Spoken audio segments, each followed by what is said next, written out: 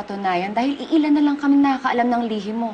Patay na si Brian, paralyzed pa si Manang Loleng. Masaya-saya, di ba? Ewan ko. Parang napaparanig kasi ako sa mga tingin niya eh. Hindi kaya baka na-inlove na sa'yo si Rome? In love? Sana nga. Pero yung mga tingin niya sa akin, parang gusto niya ako sakalin. Baka nga gusto ka lang talaga niyang sakalin. Ingat ka na lang. Georgia! What's happening here? Bakit kayo nahanap ng pulis? Hindi ko alam. Ano bang kailangan niya sa akin? Maaari po bang may imbitahan kayo for questioning? Pwede bang sumama po kayo sa amin na mapayapa? Meron po kasi nag-file ng complaint laban sa inyo. Tungkol po sa pagmamatay ito ni Brian Santiago. Ano? Brian? Hindi, wala akong kilalang Brian. Sino ba nag-file ng complaint? Emma De Jesus po. At ikaw po ang tinuturong mastermind sa pagmamatay ni Brian. Georgia! Bakit ikaw ang tinuturo ni Emma? Ha? Hindi ko alam sa babaeng yun. Pero sige, sasama ako sa inyo dahil hindi ako guilty. Wala akong kinalaman dyan sa pinagsasabi niyo. Teka na. George, okay ka lang, ha?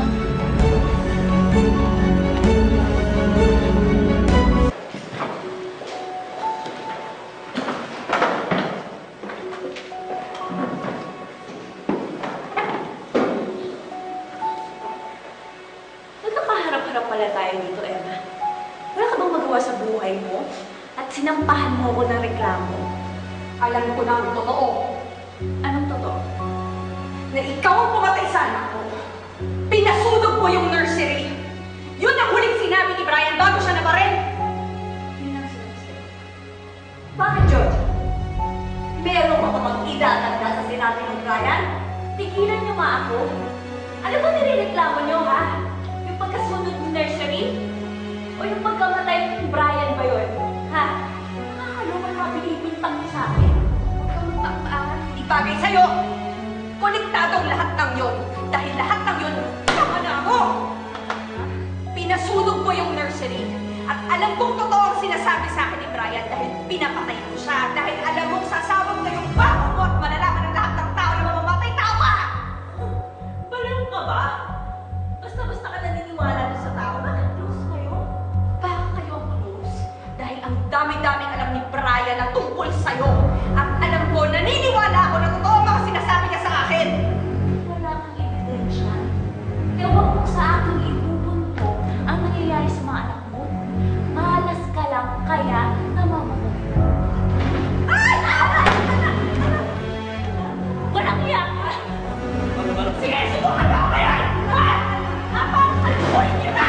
Ang malakal yung ulo mo sa katawan mo! Wala akong pakialam sa'yo! Ha? Sige mo kayo tapos! Pagbabayaran mo to! Pagbabayaran mo pinatay mo yung anak ko! Demonyo ka! Tahan ako!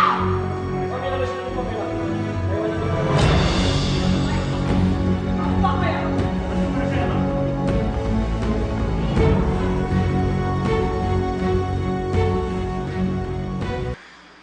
Alam mo, dapat tinumbalan ni Dave yan si Brian bago pa sila nagkita ni Emma. Hindi ako yung ginugulo nila ngayon. Eh, buti na nga lang yun lang nasabi ni Brian, eh. Buti na lang, hindi niya nasabi kay Emma na anak niya si Sydney. Kundi, mas malaking gulo pa yun.